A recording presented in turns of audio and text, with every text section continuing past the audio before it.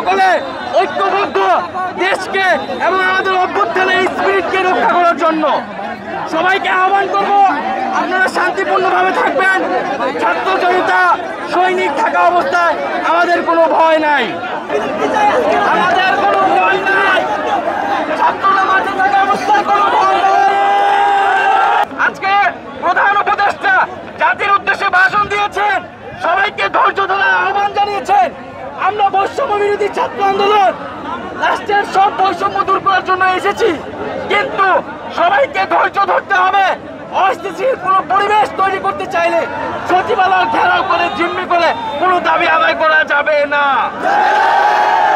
আমরা সকলের যৌক্তিক দাবি শুনবো, কিন্তু কোনো অযৌক্তিক পন্থায় কাউকে জিম্মি করে কোনো গোষ্ঠীগত কার্যশাস্ত্র আদায় করতে আসলে তা ছাত্র জনতা প্রতিহত করবে।